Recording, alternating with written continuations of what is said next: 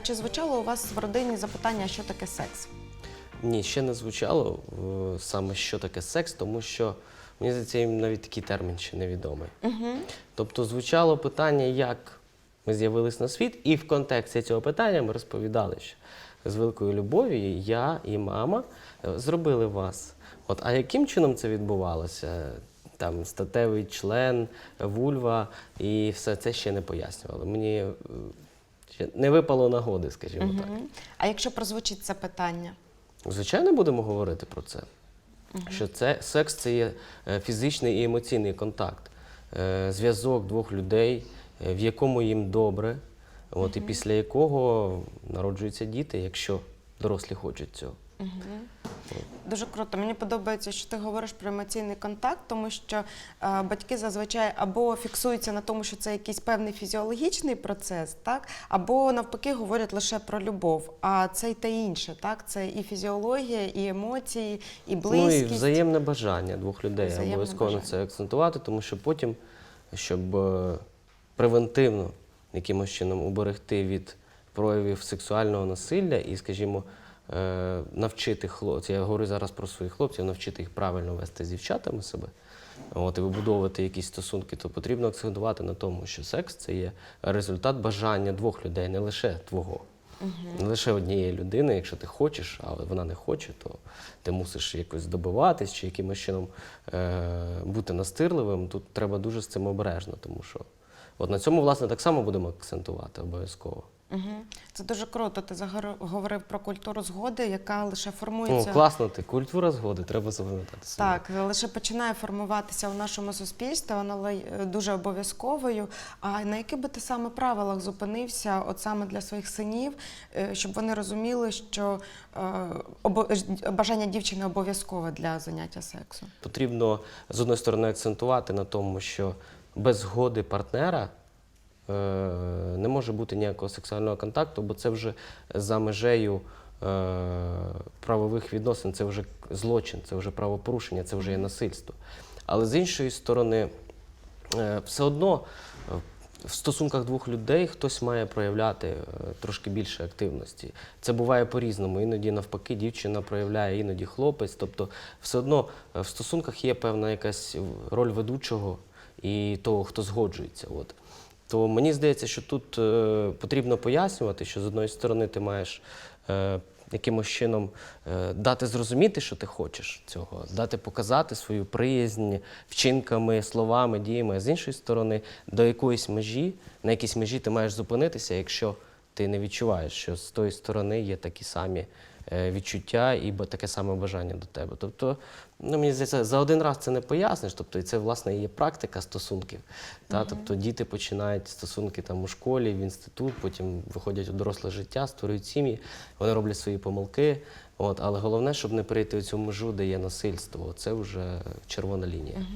А що робити, наприклад, з тим, що мені підлітки говорять, так дівчина ж говорить, ні, це ж вона заграє до мене, це вона кокетує, а насправді вона має на увазі так. Що можна робити з цим? Ну дивись, тут з цим для мене є особиста проблема, тому що вся наша природа, якщо ми подивимося на спілкування, а власне оргазм і продовження роду, ці всі фізичні штуки, вони є десь з тваринного світу у нас, тобто це є, скажімо, наш потяг до сексу і власне, до найвищої насолоди, яка нам доступна в цьому світі, це оргазм, хороший оргазм. Навіть і не хороший, все одно, типу, в будь-якому вигляді це одна з найбільших насолод. Якби люди хочуть цієї насолоди, так творець, так природа заклала в нас. І от, власне, коли ми дивлюся на тваринний світ, то там, власне, є ця історія, що самець заграє з самкою, вона його відштовхує, і, скажімо, на якомусь етапі, коли він проявляється досить настирливо, вона дає йому змогу продовжити потомство, і сильні гени переходять у гени дітей, якби це так природа коригує. Але людина відрізняється від тварини в тому, що у нас є ця надбудова, свідомість, у нас є, власне, момент права вибору і, скажімо, відповідальності за свої вчинки свідомі. От, і тут уже, коли з'являється свобода твоя і свобода іншої людини, то її треба враховувати. Відповідно, відповідаючи на питання, як же ж, що вона каже «ні», а а ти все одно якби це сприймаєш як так, мені здається, це якийсь такий рудимент тваринного світу. Як я пояснюю підліткам про культуру згоди? Я їм говорю, що людина відрізняється від тварини тим, що контролює свою поведінку, в тому числі, наприклад, почуття голоду. Коли ми голодні, ми не кидаємося на людей, не відбираємо у них їжу. І так само, коли нам хочеться сексу, ми не кидаємося на людину і не відбираємо в неї це, так, не користуємося нею.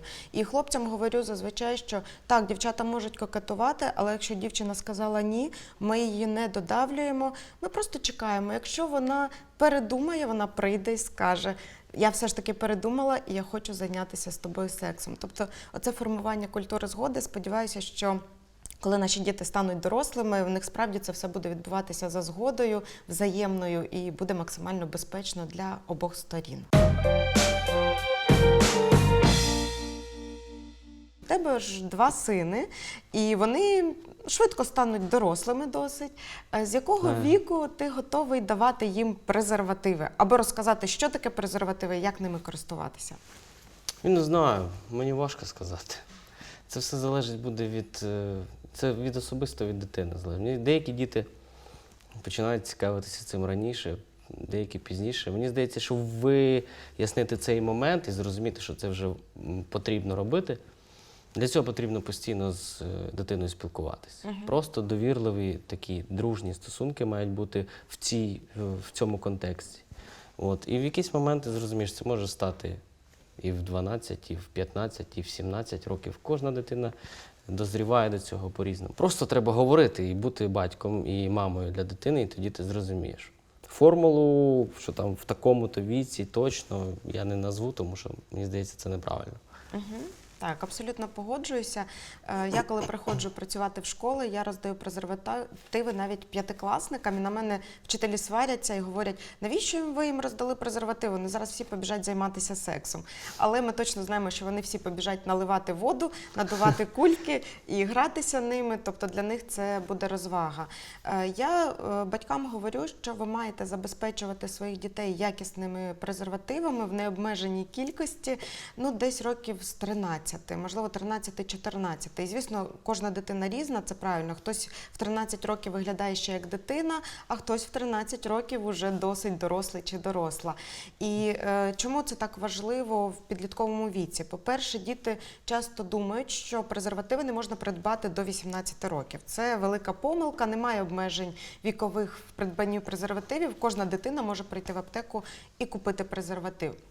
Друге, це те, що їм жалко грошей, тобто вони їх радше витратять на гамбургер, чіпси, колу, на щось таке чи там жуйки, а купити презервативи вони про це подумають в останню чергу, тому батьки мають забезпечити.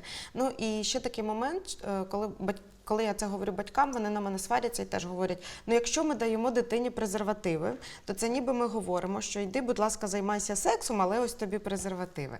Коли ми даємо презервативи дитині в руки або говоримо, що ось тут у нас є коробочка, де дуже багато презервативів, ми їх не рахуємо, ми їх будемо докупати, туди підкидати, ти бери, якщо тобі там потрібно для кондом-челенджу, тобто наливання цього або надування кульок, ти, будь ласка, собі бери. Але ми, звісно, дитині говоримо, що ми вважаємо, що тобі поки що рано ще займатися сексом. І ми дуже сподіваємося, що коли ти будеш зустрічатися з хлопцем чи з дівчиною, ви будете вибирати ті форми сексуальної поведінки, які не нанесуть шкоди ні тобі, ні твоєму партнерові чи партнерці.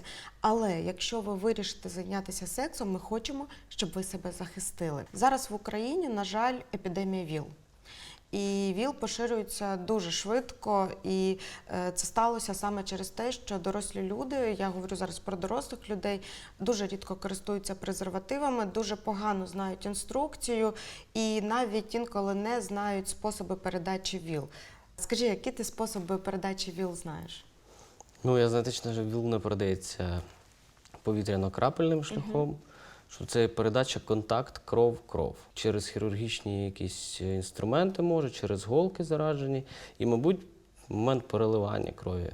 Так, абсолютно вірно. Це Дивися, це контакт кров-кров, це те, що ти назвав, це може бути переливання крові, якісь ін'єкції через голки, і це обов'язково через статевий акт, так, через секс, і при цьому це можуть бути різні види сексу, тобто нема такого, що це лише вагінальний чи лише анальний секс, це різні, через будь-який вид сексу є ризик заразитися ВІЛ. А третій спосіб – це від матері до дитини з грудним молоком. Важливо, щоб наші діти, щоб підростаюче покоління не боялося презервативів, щоб вони вміли ними користуватися, не ігнорували їх і могли придбати чи в аптеці, чи там в інтернет-магазинах, дуже якісні, дуже класні, або батьки мають в певному підлітковому віці забезпечити їх цим доступом до цих презервативів.